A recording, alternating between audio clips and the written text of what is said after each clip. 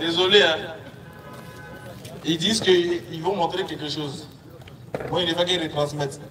Du coup, ils ont tendance, comme vous le savez, à se moquer des musulmans, les gens. À dire que les musulmans, dans leur adoration, quand ils prient Dieu, ils mettent leur front à terre et puis ils mettent leurs fesses en haut. Ils savent que c'est la vérité, c'est ce qu'ils disent. Voilà. Donc on dit, bon, ok, il n'y a pas de souci. On va voir si l'adoration des musulmans, c'est eux-mêmes qui ont inventé ou bien c'est une chose qui a été prescrite dans les Écritures. On parle juste de l'action. On parle juste de la démonstration de l'action. Donc, ici, on va vous lire un chapitre de la Bible sur lequel on va plutôt se concentrer sur l'action qui va être menée dans ce chapitre-là.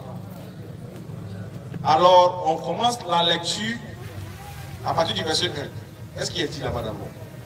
Alors tout le peuple s'assembla comme un seul homme. On dit que là-bas, tout le peuple s'est assemblé comme un seul homme. Donc, on va essayer d'imager ce qu'on lit. C'est-à-dire qu'on fait la lecture, on fait la pratique en même temps et la théorie. Donc, on dit tout le peuple s'est uni comme un seul homme. Vas-y. Ils dirent à Esdras. Maintenant, ils appelaient Esdras. Est-ce que Esdras il est là? Alhamdulillah, je suis là. Le scribe. Voilà, donc voici Esdras en boubou blanc ici là, à San Pedro. Le scribe. D'apporter le livre de la loi de Moïse. Voilà, donc du coup, on va remplacer le livre de la loi de Moïse par le livre de la loi du prophète Mohammed sallallahu alayhi wa sallam. Qu'Allah a révélé, on va remplacer ça par le Coran. Le livre de Moïse ici, on va le remplacer ici par le Coran. Rapidement. Donc Esdras il est là, le livre il est là. Vas-y. Et le sacrificateur Esdras apporta la loi devant l'assemblée. Donc du coup, le sacrificateur Esdras, il apporte la loi ici, qui est le Coran, il la présente devant le peuple. Vas-y. Esdras lit dans le livre. Maintenant, Esdras va lire dans le livre. Depuis le matin jusqu'au milieu du jour. Jusqu'au milieu du jour. Donc, c'est-à-dire que là, on va essayer maintenant d'imager l'action. Rapidement, qu'est-ce qui va se passer? Esdras le scribe était placé sur une estrade de bois. Vu que c'était lui le sacrificateur, bon, ici on image le sacrificateur par le prédicateur. Donc du coup, il sera assis, il sera plutôt arrêté sur une estrade de bois. Vas-y. Dressé à cette occasion, auprès de lui, On dit auprès d'Esdras, à sa droite, se tenait Matitia. Bon, on rappelle. Oui, mais tu t'appelles Matitia, tu lèves ta main. Matitia, lève ta main. Voilà. Voilà Matitia ici. Vas-y. Shema. Ensuite, à sa droite, toujours avec Shema, il lève la main. Anaja. Après, il y a Anaja aussi qui est présent. Uri. Etc. Vas-y. Ulki. Et Machéja. Voilà. Donc, voici ceux qui étaient à la droite d'Esdras. Alors, imaginez dans l'adoration musulmane, lorsqu'on veut faire la salat, on a toujours, le prophète Mohammed sallallahu alayhi wa sallam nous a toujours enseigné que la safa commence par la droite.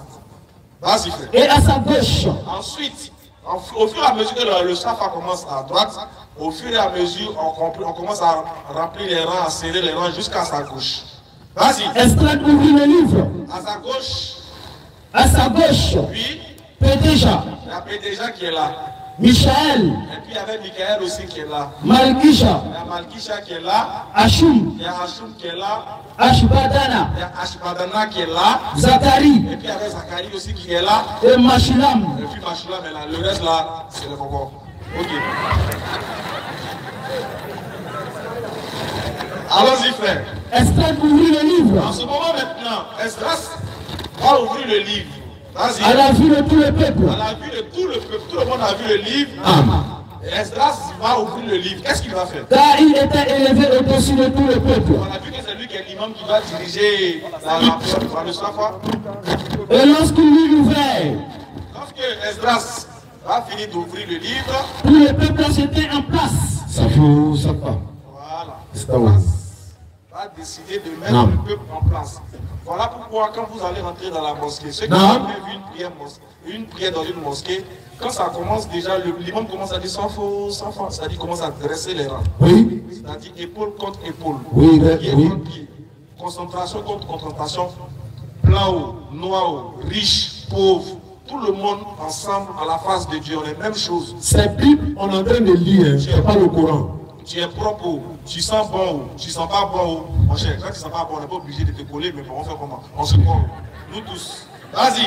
Esdras bénit En l'Éternel. ce moment, Esdras, qui est l'imam, va commencer à faire ce qu'on appelle les louanges de l'Éternel. Va commencer à Alhamdulillah bénir. Rabbil Alamin, ya ayyuhalladhina amanu ittaqullaha haqqa tuqatih wa la tamutunna illa wa antum muslimun. Esdras bénit le nom de l'Éternel. Vas-y, frère. Et le tout peuple a répondu en levant les mains. Ensuite, Esdras va faire une prière. À la fin, le peuple va répondre. Et on va manifester cette prière-là comme si on était à la mosquée. On va juste prendre la fin de la prière pour gagner un temps rapidement. غير المغضوب عليهم ولا الضالين. Amen. Et la Bible dit que quand Esdras va finir, le peuple va répondre Amen. Amen, Amen. Pareil que dans la mosquée. Quand l'imam finit de réciter la Fatiha, tout le monde est concentré et on répond Amen. Maintenant, qu'est-ce qui va se passer après la lecture du Coran, après la lecture du sacrificateur Esdras? Après que le peuple ait répondu Amen, qu'est-ce qu'ils vont faire? Vas-y. Et ils s'inclinaient. Allahu Akbar. Alors on dit le peuple a commencé à s'incliner. Vas-y. Et se prosternèrent devant l'Éternel. Et ils vont se prosterner devant l'Éternel. Le visage contre terre. Le visage contre le... Vas-y. Le visage contre terre. Hein? Alors on dit ils ont mis le visage contre terre en train d'implorer Dieu. Bon, la manière ils sont, vous-même regardez la manière ils sont là. Qui fait cette prière-là à part les musulmans dans le monde? Maintenant la prière là-haut, l'action qu'ils ont fait là, regardez, le visage est contre la terre. Mais j'ai dit, ça fait quoi dans la vie?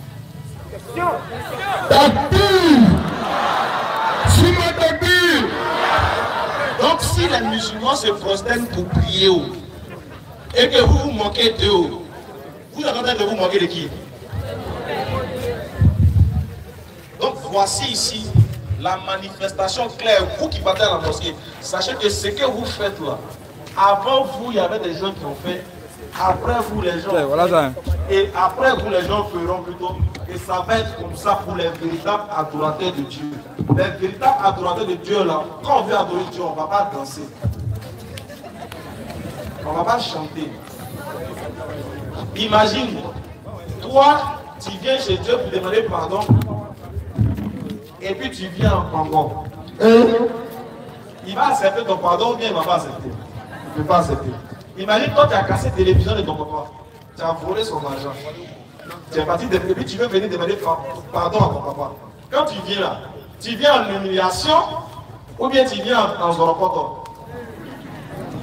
C'est-à-dire que quand tu viens demander pardon à Dieu, tu viens en humiliation. En toute humilité, tu viens, tu te prosternes.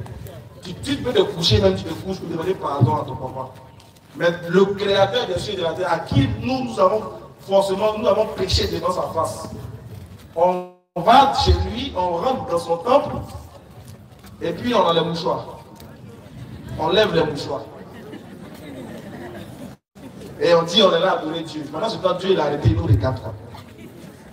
Les mêmes pas qu'on fait dans les maquis là, c'est les mêmes pas des danses aussi, on s'en fait un Dieu, on est là à adorer Dieu. Même bruit qu'il y a dans bas, c'est même bruit là, on prend, on ramène là-bas, on est là à adorer Dieu. On adore Dieu dans le casse-casse. Ok. Mais par contre, nous les musulmans, lorsqu'on va devant notre Créateur, le tout miséricordieux, le puissant, celui qui peut nous ébranler, puis il n'y a pas quelqu'un qui a lui demander pourquoi. D'ailleurs, quand Dieu prend un membre de ta famille, est-ce que tu peux porter plainte contre lui? Si moi je vais tuer un membre de ta famille, tu vas porter plainte contre moi, non? Mais quand Dieu lui fait là, qui porte plainte? Parce que c'est lui le grand bas. C'est lui le champion des champions. Et toi, tu viens devant les champions qui peut t'ôter la vie rapidement. Tu danses chéri Coco. Ah oh.